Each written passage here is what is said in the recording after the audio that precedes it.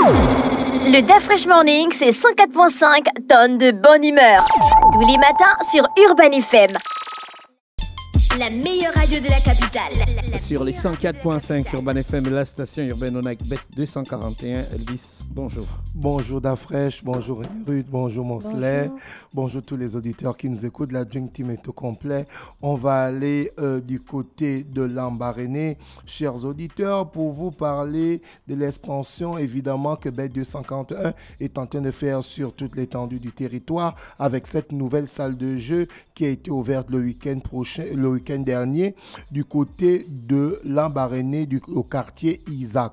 En fait, chers auditeurs, Bet 241 a ouvert cette nouvelle salle du côté du quartier Isaac, vous permettant de maintenant aller faire vos différents paris dans cette ville du côté du Moyen-Ogooué. Donc, chers auditeurs, vous qui avez les parents du côté de Lambaréné, vous avez maintenant la possibilité d'appeler vos parents, de dire à vos parents d'aller du côté du marché d'Isaac pour faire les différents paris sur, évidemment, cette grande salle, cette magnifique salle Bet 241 qui se situe du côté de Lambaréné. On va aller parler de sport. On va déjà parler de l'héritier de Rafael Nadal.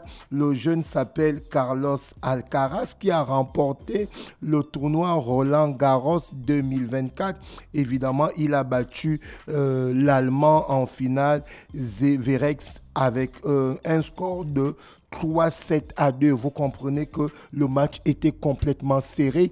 Ils sont allés à 5-7 parce que le premier set a été remporté par Alcaraz. Ensuite, le deuxième set a été remporté par Zverev. Et puis, c'était une sorte de ping-pong Monsley. Tu vois un peu, le premier remporte le premier set, l'autre remporte le deuxième. Ensuite, l'Allemand a remporté le troisième set. Donc, ça faisait 2-7 à 1. Donc, du coup, on se disait, si l'Allemand remportait le troisième set, et bien évidemment, c'était plié. Ensuite, l'Espagnol est revenu. Il a remporté le quatrième set qui a fait 2-2. Et ensuite, il a remporté le cinquième set qui a fait 3-2. Et il devient évidemment l'héritier de Rafael Nadal. Parce que pour la petite histoire, Rafael Nadal, c'est le tennisman qui a le plus remporté ce tournoi de Paris. On va aller du côté de la NBA pour parler de la grande finale de basketball qui a bel et bien commencé.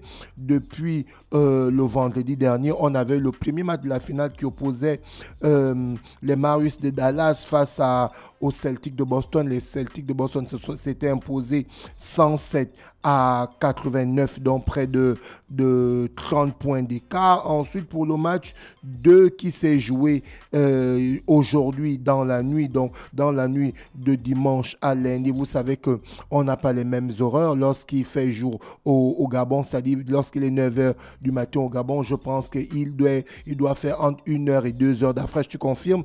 Quand il est 6h au Gabon ou 8h au Gabon, il doit faire 1h ou 2h du côté des États-Unis. Donc, c'est dans la nuit de dimanche à lundi que ce match s'est joué. C'est les Celtics qui ont gagné, non? Ce sont les Celtics qui ont gagné, évidemment. Tu as suivi le match? Non, je n'ai pas suivi. J'ai vu seulement les résultats le matin. Ouais, tu as vu les résultats le matin. Plus que là-bas, quand il fait jour, nous ici, c'est le petit matin, tu comprends. Et on se réveille pour aller dans nos activités. Les Celtics, c'est eux qui ont le plus grand nombre de... Le Celtic et les Los Angeles, leurs cœurs sont égalité. Maintenant. Oui, ils sont égalité maintenant. Après le dernier titre que les Los Angeles, leurs cœurs sont remportés en 2020 en 2020 avec LeBron James.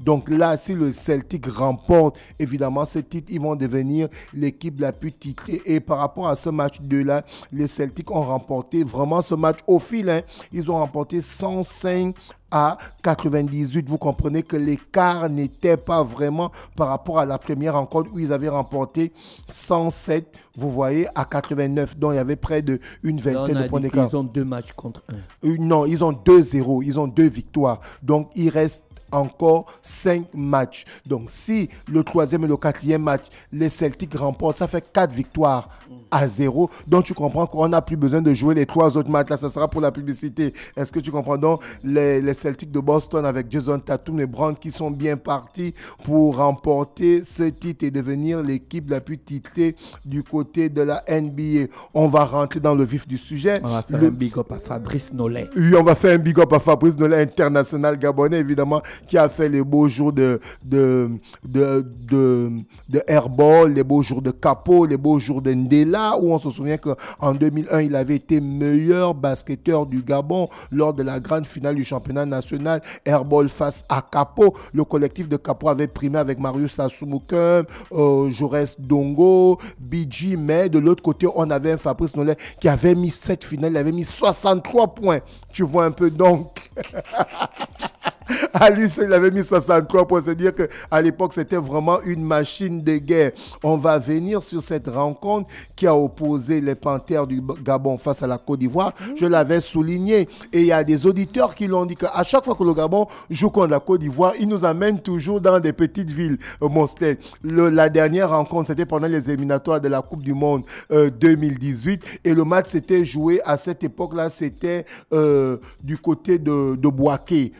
Si je ne me trompe pas, et les Panthères avaient remporté ce match 2-1. Et du coup, au compte final, cette défaite avait permis à la Côte d'Ivoire de ne pas se qualifier pour la Coupe du Monde. Tu vois un peu. Et là, quand on regarde le match qui s'est joué le week-end, le match s'est joué du côté de Gorogo. En temps généralement, beaucoup s'attendent à ce que le match se joue soit à Abidjan, soit à Yamoussoukro. Tu vois un peu. Et du coup, j'ai parlé avec un confrère qui effectue le déplacement. Il me dit, Elvis, pendant le match, il a plu dans toute la ville, sauf au stade.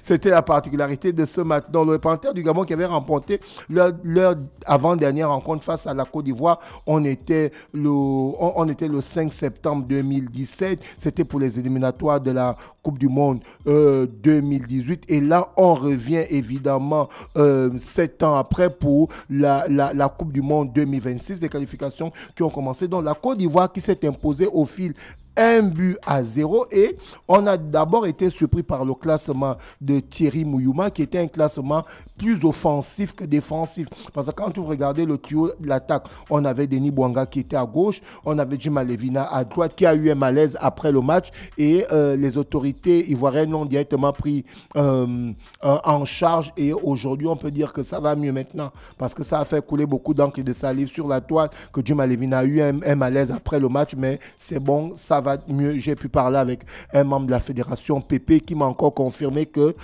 Djima Levina, ça va. Donc, comme je disais tantôt, l'attaque gabonaise était de Denis Bouanga, Pierre-Emerick Aubameyang avant-centre et Djima Levina en ailier. Et en milieu de terrain, on avait évidemment Kanga Guilor qui joue en 10, on avait Bitege et Mario Lemina, on avait Ekomi à droite, on avait Oyono à gauche, on avait Muketu, Ekole Manga et le jeune gardien en ce moment qui est en train d'aligner les performances. Bon, je pense que tu as regardé le match, Loïs Mbada. Donc le gardien a fait une très bonne rencontre. Mais là, on s'est retrouvé dans une situation où je ne sais pas, pour ceux qui ont suivi le match, si vous avez eu la même analyse que moi, il n'y a pas eu une collaboration entre les attaquants gabonais. Je sais, il n'y a pas eu. Donc on s'est dit, dans ce type de match... Mabouang est venu jouer pour lui-même. Bon, là c'est ton avis. Je pense quand même qu'il y a eu une séance d'entraînement. Et puis... Il a passé des ballons à qui? Et puis, pour la petite histoire... Aubameyang a joué. Oui, Aubameyang a joué le match. Et il y a eu le Gabon n'a eu que 2 tirs vers les buts. Tu as vu Aubameyang. Aubameyang, il y a eu que 2 tirs vers les buts de la Côte d'Ivoire. C'est Aubameyang et Guelor Kanga. Le reste, Aubameyang n'était pas au stade. Est-ce que c'est Aubameyang qui était à l'origine du but qu'on a marqué? Vous n'avez pas vu que votre défenseur bloque le ballon? Comment Aubameyang va être à l'origine d'un but? Quoi, il marque contre son camp souvent? Non, c'est pas ce que j'ai dit. Aubameyang était là. C'est un défenseur qui a causé le but. Aubameyang était sur le terrain. Aubameyang était sur le terrain. En fait, Aubameyang a joué. Ce qu'on peut souligner, il a fait ce qu'il fallait. Ce qu'on peut souligner par rapport au tu vas jouer avec des gens de la 4e, 6e division. Bon, moi je vais pas rentrer dans ça. Ce que je peux dire, c'est que je ne suis pas dans les débats des 4e, 6e dimension. Je posais la question qu'est-ce qu'Aubameyang était sur le terrain. Je voulais le voir en faisant. Aubameyang a joué le match. Moi, je pense que c'était un très bon match déjà sur l'impact tactique, sur la cohésion, sur le jeu, sur l'engagement. Le match était un très bon match. Et pour ceux qui ont suivi le match, les attaquants gabonais n'ont pas été prolifiques parce que, évidemment, la première action de jeu sur une magnifique ouverture donnée à Pierre-Emerick, celui-ci a directement trouvé le poteau. Est-ce que tu vois, d'entrée de jeu. Ensuite, maintenant, on a eu Djima Levina qui a eu une magnifique frappe qu'évidemment le gardien a enlevé et quand Kanga Gaylor, mais il n'y a pas eu une cohésion en fait. On se dit, quand vous regardez, quand vous voyez le Cameroun à l'époque de Patrick Mboma, tout le monde jouait pour lui. Quand Eto'o a pris les règnes, tout le monde jouait pour Eto'o. Quand vous avez vu la Côte d'Ivoire avec Globa, c'était la même chose.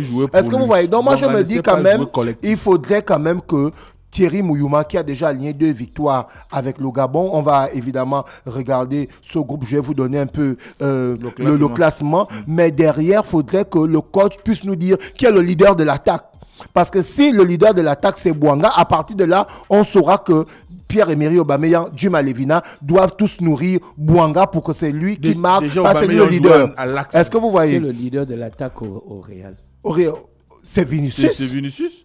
C'est pourquoi tous les ballons convergent vers lui. Bien sûr, c'est Vinicius Junior. La plupart du temps, quand je regarde le match du Real, c'est Vinicius qui donne des ballons aux autres. Mais justement, c'est le leader de l'attaque parce qu'il est fort, c'est un grand dribbleur. Et quand il prend le ballon, Aubameyang a donné beaucoup de ballons. Ne vous énervez pas. Nous ne sommes pas énervés. Nous ne sommes pas énervés. Ne vous énervez pas. Nous sommes pas regardé le match. Tu es arrivé d'abord au stade. Non, j'ai regardé le match. Tu étais à Korogo. J'ai bien regardé le match. Aubameyang ne faisait que rire. Je ne sais pas ce qu'il avait. Tu étais à Korogo. La dernière fois, il a pleuré en finale. Donc là, ce n'est pas ça le plus important. Le plus important, c'est regardez un peu. Là, on n'a pas de défense, on n'a pas de milieu. Il n'y a personne au milieu pour organiser les... moi, je vais pas dire comme on se laisse. Ce que je suis en train de dire, c'est que le groupe est un bon groupe. On a eu pour la première fois il faut dire qu'il n'y a pas de milieu. Un concurrent. On n'a personne au milieu. On n'a personne pratiquement en défense. Un dinosaure. Est-ce que tu vois? Après les 2 matchs face au Burundi et face au Kenya où on a remporté 2-1, il fallait qu'on puisse avoir un adversaire de taille. Et là, on a eu un adversaire de taille. Sauf que nos attaquants n'ont pas été prolifiques et on n'a pas vu. Et on n'a pas vu un collectif. Est-ce que tu comprends un peu au sein des joueurs, comme par exemple durant la CAN 2022 du côté du Cameroun, vous vous souvenez, il y avait un collectif autour de l'équipe en fait. Il y avait cet esprit-là qui faisait en sorte qu'on voyait vraiment que les gars avaient du répondant. Voilà pourquoi après l'élimination en 8e de finale, les gens jouaient pour Bouanga après avoir fait partie Aubameyang et Lemina. C'était ce qui fait que quand les gars étaient revenus, il y avait eu toute une atmosphère de félicitations autour des joueurs. Et par rapport à la rencontre, je vais évidemment aller dans le même sens que Mosley. Bouanga aurait pu faire des passes qui auraient pu évidemment amener des buts. Non, on a pu le voir parce que... Il n'y a pas de problème. On va laisser le sponsor. Dans le Gabon. Le grand défenseur qui ne faisait que tomber sur le stade. Ça peut arriver. Dans le Gabon qui a perdu ce match de la 3e journée des éliminatoires de la Coupe du Monde 2026. Et évidemment, pour la 4e journée, le Gabon va recevoir la Gambie demain du côté du stade de Franceville. Demain du côté du stade de Franceville. Demain mardi. Demain mardi 11. Le Gabon va jouer face à la Gambie pour la 4e journée des éliminatoires de la Coupe du Monde 2026 du côté de Franceville, où je parle en ce moment-là. Les joueurs des Panthères du Gabon sont du côté de Bongoville où il y a un magnifique complexe sportif en attendant de préparer ce grand match. Et chers auditeurs, dans le groupe du Gabon, évidemment, comme je vous disais tantôt, on a la Côte d'Ivoire qui est en tête avec 9 points. On a le Gabon qui est 2e avec 6 points. On a le Kenya qui est 3e avec 4 points. On a le Burundi qui est 4e avec 4 points. Nous avons la Gambie qui est 5e avec 3 points. Et nous avons les Seychelles qui sont derniers avec 0 points. Donc vous comprenez que tout peut encore se jouer, Mosley. Est-ce que tu comprends un peu? C'est juste 3 points. Combien doivent être qualifiés? C'est un seul qui doit être qualifié. Tu comprends un peu? Donc on est dans un groupe où il y a 6 équipes et ça fait 10 matchs. Donc on a 5 matchs aller, 5 matchs retour. Et voilà pourquoi vous vous souvenez d'Afrique, j'en ai parlé ici plusieurs fois, René Ruth, que pour que nous puissions avoir la qualification pour aller au mondial, on doit dans un premier temps aller faire des résultats positifs à l'étranger, c'est-à-dire victoire ou match nul, et remporter tous nos matchs à domicile pour qu'on ne rentre pas dans les calculs. Donc là, il va falloir que les Panthères du Gabon, amenés par Thierry Mouyouma, puissent redresser la barre, c'est-à-dire demain, 11 juin, du côté de Franceville, on doit commencer d'abord par battre cette équipe gambienne de plus de 1 but d'écart, c'est-à-dire 2-0 ou 3-0 pour qu'on puisse déjà avoir un meilleur goal à virage et espérer un faux pas. Il faut couper l'eau et le courant dans l'hôtel des Gambiens.